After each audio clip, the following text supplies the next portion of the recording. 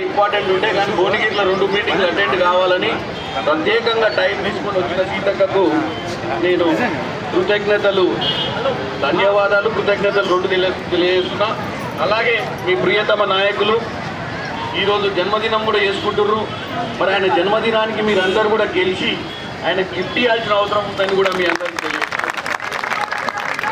అలాగే గ్రంథాలయ chairman OS గారు కీర్తి ఏంటంటే గతంలో కూడా అసెంబ్లీ ఎన్నికల్లో కూడా క్రియాశీలకంగా బ్యాక్ ఆఫీస్ రాష్ట్రం నుంచి ముందు వరుసలో ఉండి మరి పార్లమెంట్ లో మొన్న ఎన్నమండవరు మరి కాంగ్రెస్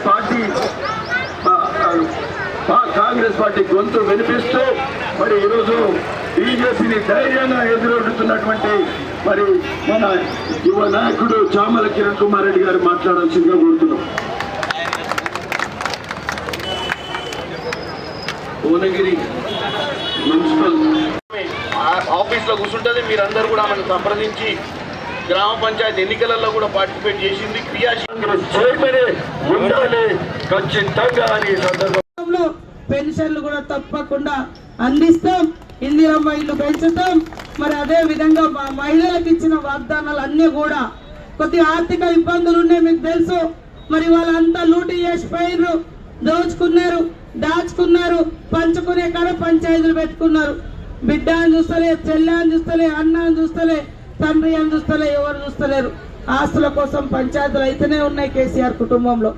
మేమందరం ప్రజాసేవకు వచ్చిన వాళ్ళు ఖచ్చితంగా అభివృద్ధి చేద్దామని తెలియజేస్తూ ఖచ్చితంగా దయచేసి 11వ తారీఖు నాడు ఉదయం 7 గంటల నుంచి 5 గంటల వరకు ఎలక్షన్స్ ఉన్నాయి. ఇంతకుముందు మీరు మరి ఈవీఎంల మీద బటన్ల మీద ఓట్లేసేది. బటన్ మీద వస్తుంటే ఈ మనిషి అప్పుడు వస్తుందని అప్పుడు నేర్పించడం. ఇప్పుడు దాదాపు 5-6 ఏళ్ళు అయింది. మళ్ళీ ఏది మీ మున్సిపాలిటీలలో ఎన్నికలు జరగక మరి ఎందుకంటే బ్యాలెట్ పేపర్ మీద ఎన్నిక జరగక కాబట్టి ఇప్పుడు బ్యాలెట్ పేపర్ ఇస్తారు. మీరు బూత్లకు పోగానే ఓటేయడానికి పోగానే ఈ పేపర్ ఇస్తారు. ఇలాంటి పేపర్ మీద మీకు ఒక ముద్ర ఏమని ఒక స్టాంప్ ఇస్తారు. ఆ స్టాంపు తోటి చేయి గుర్తు ఎక్కడుంటే అక్కడ కరెక్ట్ గా దాని మీద ఇట్లా ముద్ర వేయాలి. వేసి ఆ పేపర్ ఇట్లా మలవాలి, పొడుగ్గా అడ్డం మలవద్దు, పొడుగ్గా మలిసి మళ్ళా ఇట్లా మలిసి అందులో వేయాల. దయచేసి మా నాయకులు మున్సిపాలిటీలలో నిలబడ్డటువంటి కౌన్సిలర్స్ ఇది ఇల్లు చెప్పండి. అదేవిధంగా పోల్ చిట్టీలు పంచేటప్పుడు కూడా, ఎందుకంటే ఇది పెద్ద పట్టణం, ఒక్కొక్క వార్డులో ఎవరి ఓటు ఏ బూత్ లో ఉంది, ఏ నెంబర్కి వస్తుంది అనేది కూడా మీ పోల్ చిట్టి మీద వాళ్ళ ఓటు ఏ బూత్ లో ఎన్ని నెంబర్ రూమ్ లో ఉన్నదో రాసి ఇవ్వండి అని ఈ సందర్భంగా, ఎందుకంటే అక్కడ పోయినాక కన్ఫ్యూజ్ అవుతా ఉంటారు. అది కూడా జరగకుండా చూసుకోవాలి.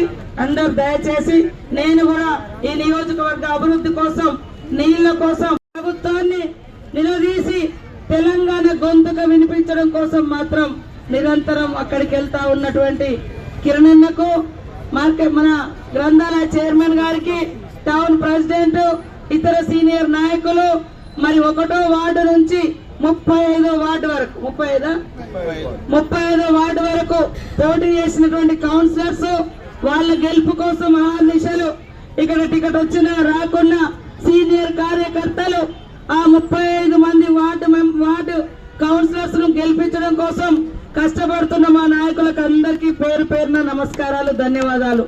అదే విధంగా మా అక్కలు, మా అమ్మలు, మా తమ్ముళ్ళు, మీడియా సోదరులు, పోలీస్ అధికారులు, పట్టణ ప్రజలకు అందరికీ కూడా నమస్కారాలు, ధన్యవాదాలు.